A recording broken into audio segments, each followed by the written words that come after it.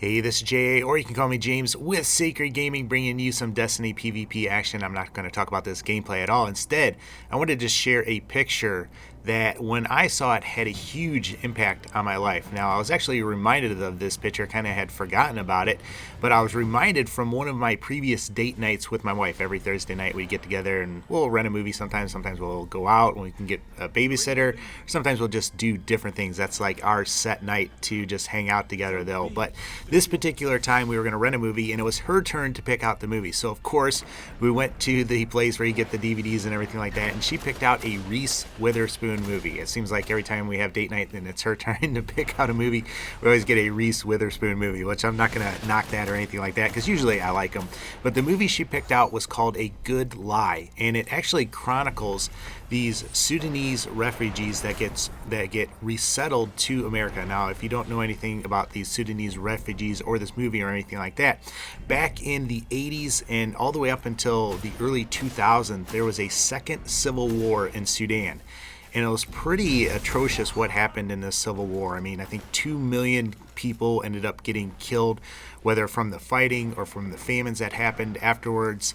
And also there were like 4 million people that were displaced from their homes. I mean, this was a pretty ugly war. I think it was one of the highest death tolls of a war since World War II that we've had. And for a large part, the world kind of overlooked this, even though there were child soldiers going on, a lot of human rights violations going on. A lot of the world just didn't seem to really care about what was happening. But like I said, this movie kind of chronicles the lives of a group of Sudanese refugees that actually got transferred to America. And like I said, it reminded me of a picture that I saw. I'm going to show you that picture right here.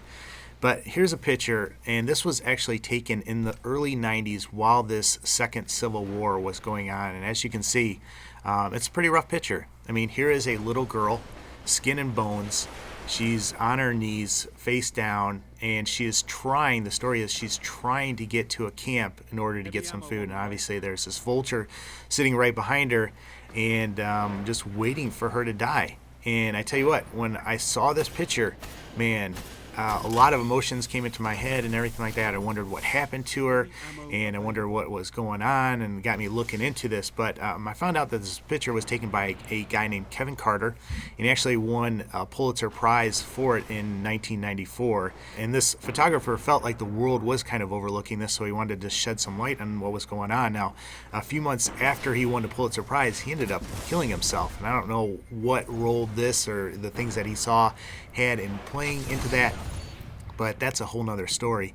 But like I said, this kind of picture, when I saw it, brought up a lot of emotions for me. And to be honest with you, man, I really got mad at God, because I was like, how can you allow something like this to happen? How can you allow millions of people to suffer and to die and everything like that? And I kind of shook my fist at God, and to be honest with you, I kind of swore at God. That was just where I was at in that stage of my life.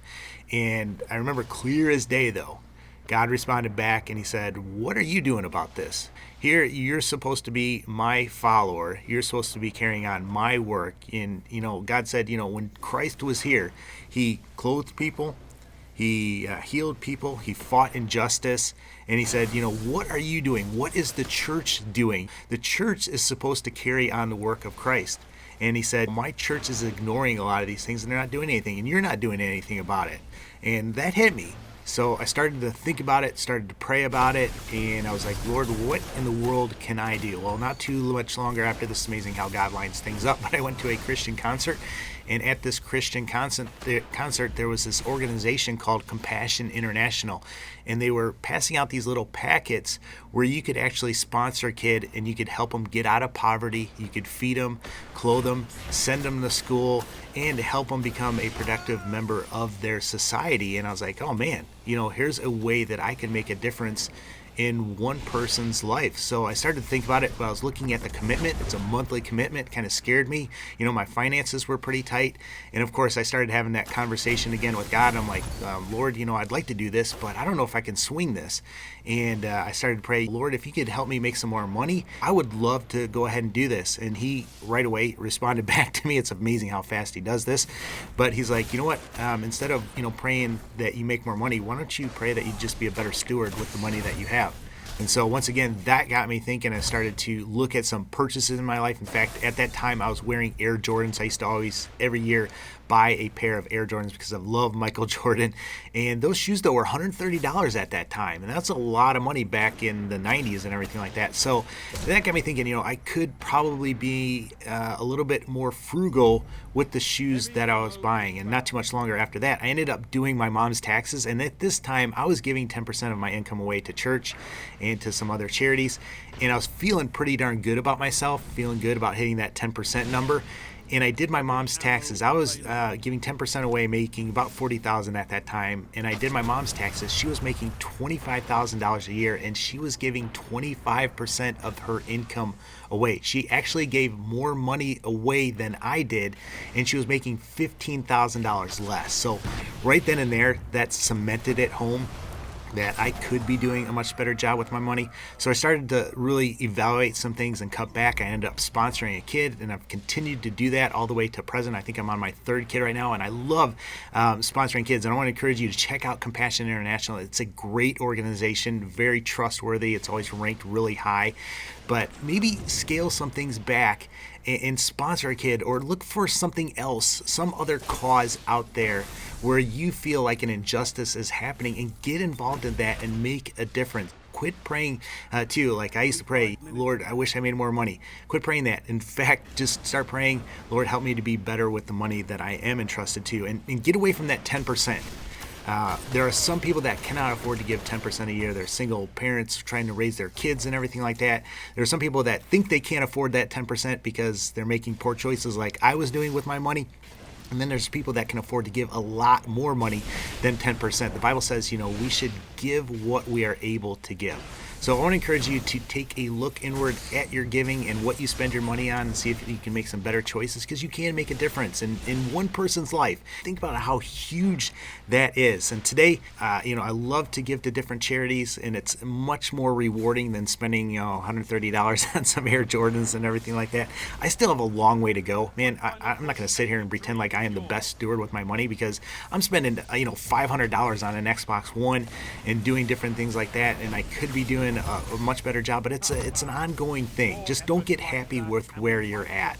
Instead, keep talking to God, keep listening to the Holy Spirit leading you in how much to give and what to cut and everything like that. And look for other opportunities. I know through YouTube has granted me another opportunity to give more money away. We actually sponsor a child, a YouTube channel, because of you guys watching these videos. We actually sponsor another child, and I'll show you her picture right here.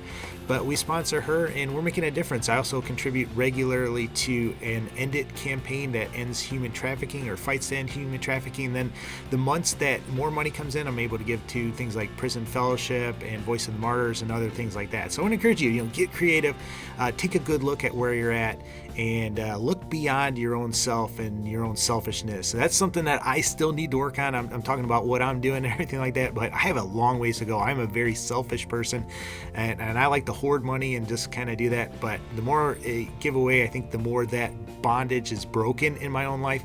So that's what I'm trying to do. But let me know what you guys think. Let me know if you've ever heard about the Sudanese war, the civil wars that have gone on there. But that's where I'm going to end it, guys. As always, take care and God bless.